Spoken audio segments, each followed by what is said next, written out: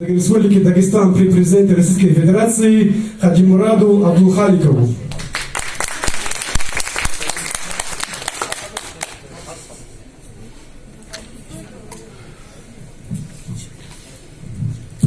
Очень тяжело говорить после такого. Салам алейкум, хурматилла, мa'Allah. Алейкум салам. Думаю, Хажимурат, Хунзарца, Вижа. Машаллах, машаллах.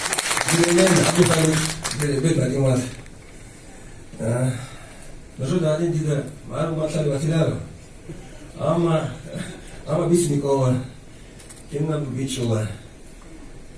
Хватит Аллаху. Сали затруднительно. Шаритиниш. Школу увидел, города уже учил. Куда я бел, она заслужил учительница, родной язык. Ну, байсат на учебе. Вот что мы делаем. Эбели шуматли альфа. Рахталги. Хигараю рахталмас. Молочный язык. И очень приятно. Анчи, птица русмат удивительно.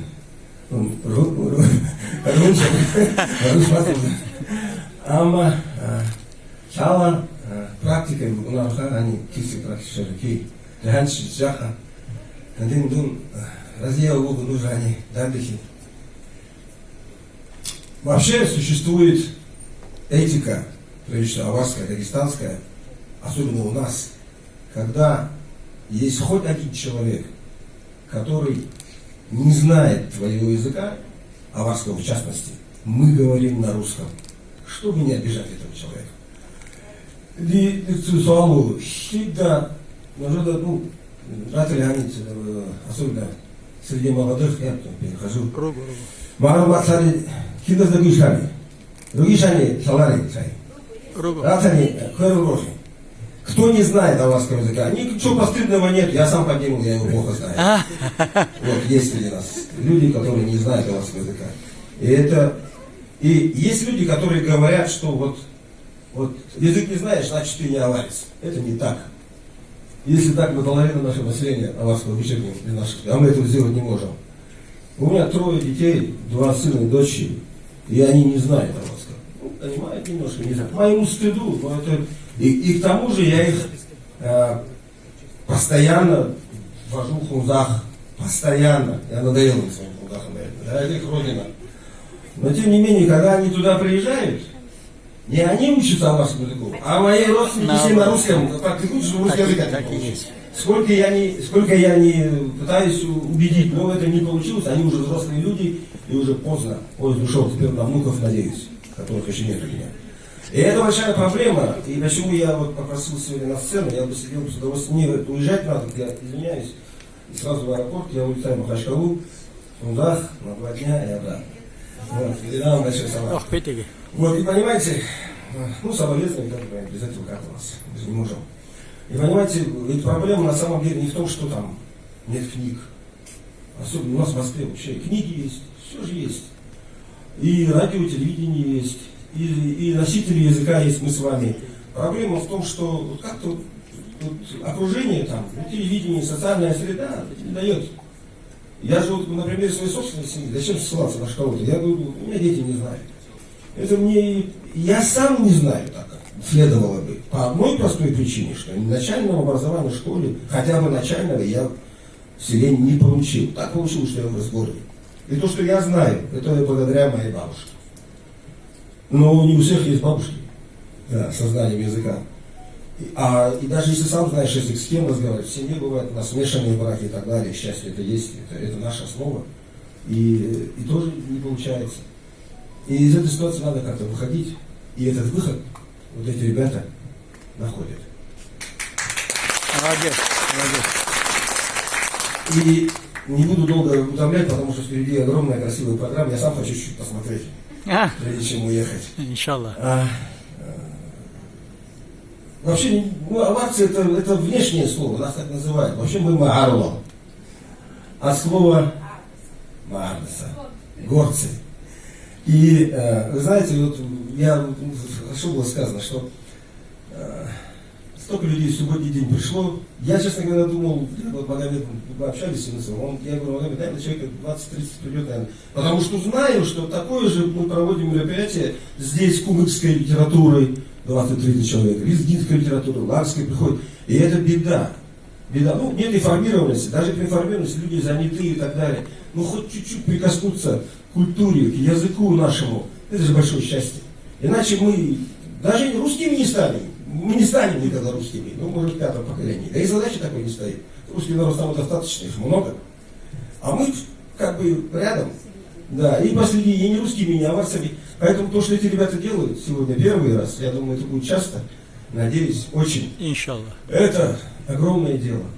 И, конечно, тематические вечера, и какие-то именно посвященные каким-то поэтам, писателям, певцам нашим, которых нет. А есть же записи. Я сейчас слушал этот гимн. Очень хороший гимн, да? Ну, есть другие гимны у вас, немало.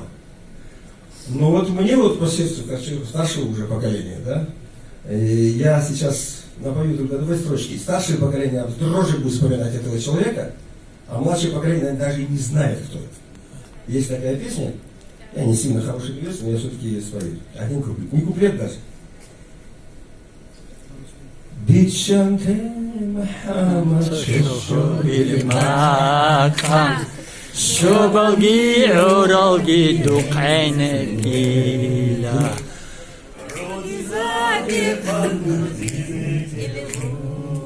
Я даже слово сразу забыл.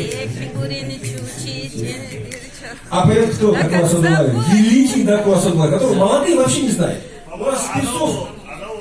Адалу написал, абсолютно верно. Великий Адалу.